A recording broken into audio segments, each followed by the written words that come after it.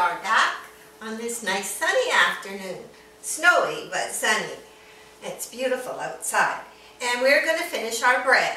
So the first thing we're going to do is I'm raising the yeast. You take your half a cup of warm to hot water, put in 2 teaspoons of sugar, stir it up, and then add 3 teaspoons of yeast, and I put it in, I turned my toaster oven on, and then I turn it off when I know it's warm in there, and I put my yeast in there, and it takes about 5 minutes and it's ready.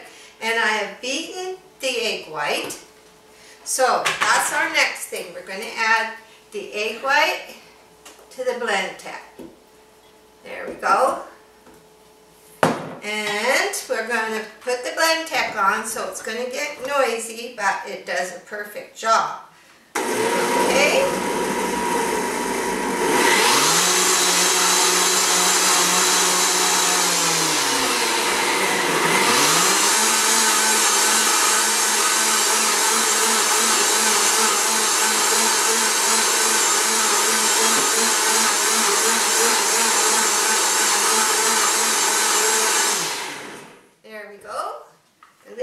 Off. Sometimes you have to just wipe where it's right there.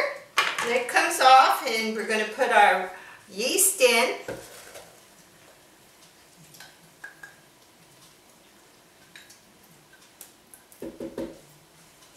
There we go. And we're going to mix this in. The good thing about the blend tap is it also warms up everything, so it's a little bit of an advantage.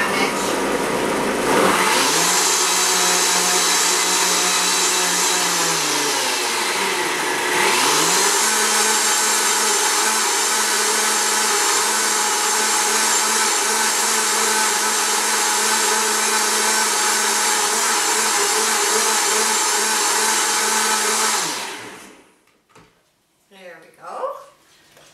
Now we're going to add the dry ingredients.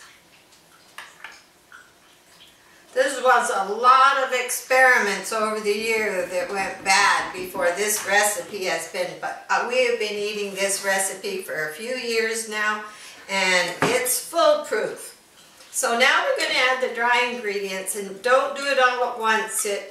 It's a thick batter, and if you just got a mix master, you may have to finish off by hand. So we're going to put that in there. And I'm making, my husband loves raisin bread, so I'm going to add a teaspoon of cinnamon right now. You can make with or without, but today we're doing raisin bread. So, and on to the batter again.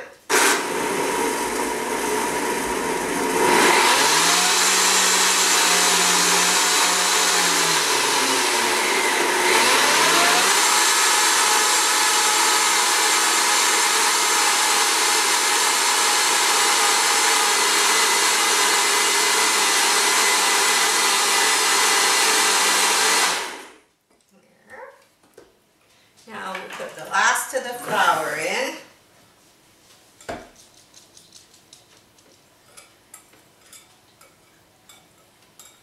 There. You'll find this gets quite thick, and I probably will stop it part way, and I may finish off by stirring with a spoon. But we'll do it as far as we can, and here we go again.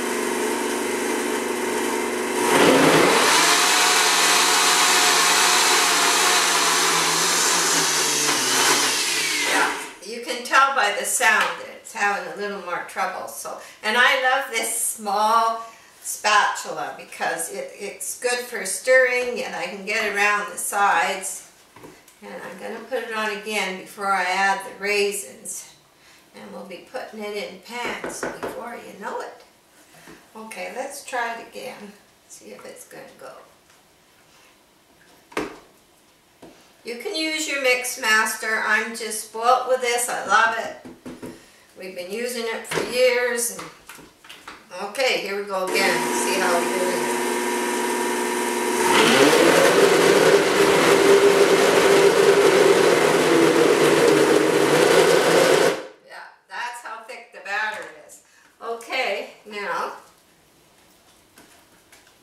good order is to stir my raisins in really good. So we'll add our raisins a little bit at a time. Make sure that they're broken apart. This is delicious. It toasts, it slices up really good.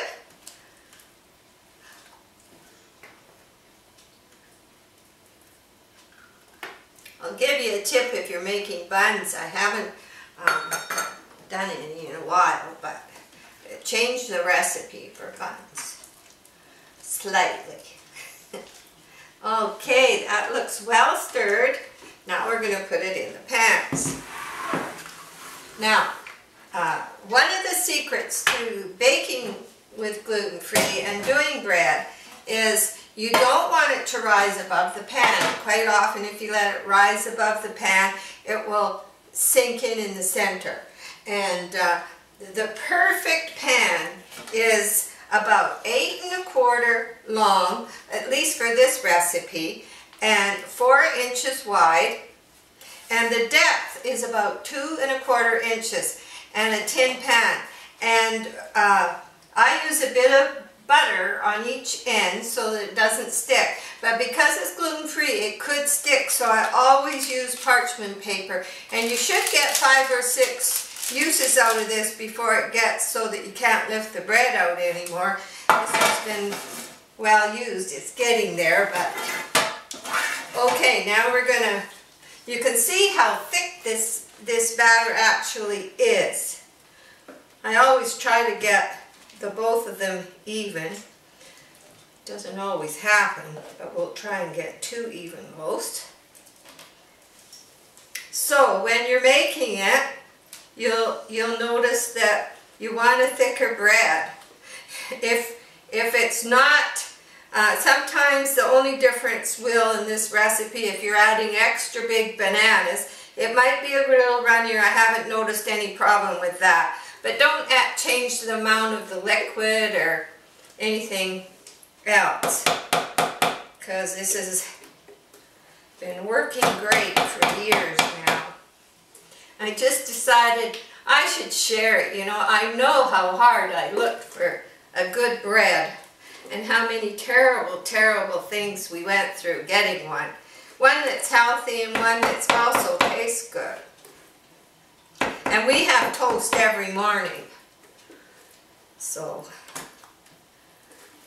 toast and coffee. Home roasted coffee. My husband roasts it himself. We buy organic green beans and he roasts the green beans. And he has a little roaster. You know, I hope I'm not making a mess. I think we're getting there. Just about. We got this all cleaned out. Now I'm just going to pop over here. I'm going to turn my toaster oven on so it gets good and warm in there. By the time I got this ready, it'll be warm enough. And then I turn it off and I let it rise in there until it's just level with the top of the pan. When it's level with the top of the pan, I put it in the oven. And I will come back and show you when they're ready. Only takes in the toaster oven about 15 or 20 minutes and it's ready to go in the oven. I don't want to leave any behind. There. So this way when you're watching the video you can see exactly what it looks. Sometimes when you look at pictures or you're just doing it from a recipe, you don't really know how something was done or what it really looked like. So I decided that I would share this. It's a good New Year's gift. And I know it's done me the world of good. I would never, never go back to eating gluten. I don't cheat. I make cookies. You can almost use the flours that I use, the millet and sourdough and coconut flour and almond flour are my most often choice. And you can do a mixture of that for almost any recipe.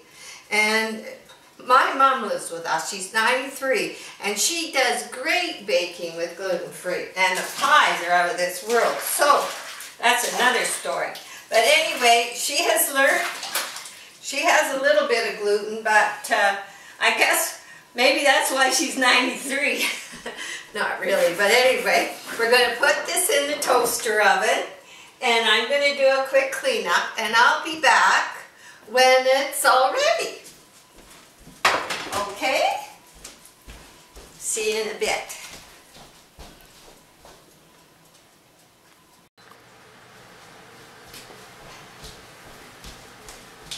Okay, here we are back. That didn't take very long. I'm ready to put the bread in the oven. I want you to see how it looks when it goes in. The oven is at 375. And this is how it looks before it goes in. One's a little lower. I don't always get them 50-50 exactly. Into the center of the oven. 375 for 40 minutes. Now, I like the toaster oven. We in our house got rid of a regular toaster. We do all our toast in the toaster oven. It's handy for chimichangas or small pizzas or lots of other things. And if you don't have a toaster oven, lots of times at garage sales or thrift stores you could pick one up. And if you still don't want to do that, you could probably raise it in the oven on a very low oven and then turn your oven up to bake it. However, I've never tried that, so I swear by the toaster oven. The gluten-free bread likes to keep warm, so here we are, we're in the oven, and we'll soon be ready to take it out of the oven and show you how it looks. We'll be back in 40 minutes.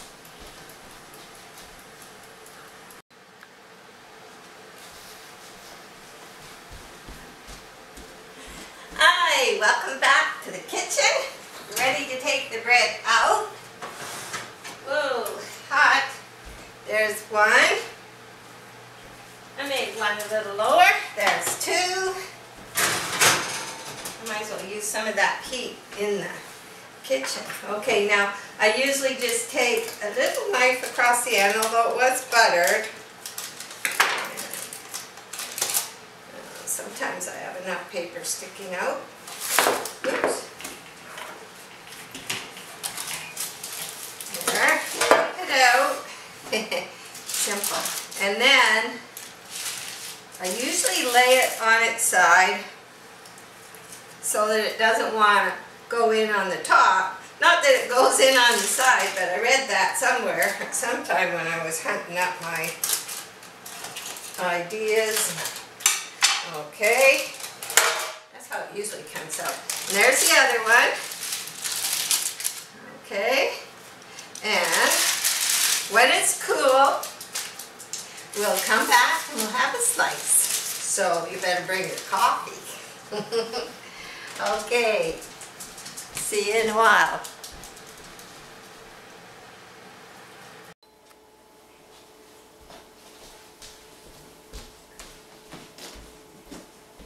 Hi, had time to walk the dog and do some reading, and now I'll show you how the bread looks.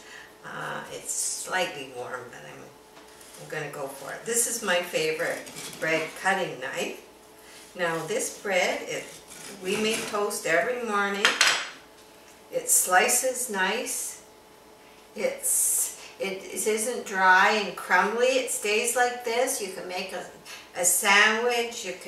It's nice toasted, but it's nice just like this with butter. See, this has cinnamon on. And there you go. So I hope you try it. And I'm sure you'll like it. Thank you.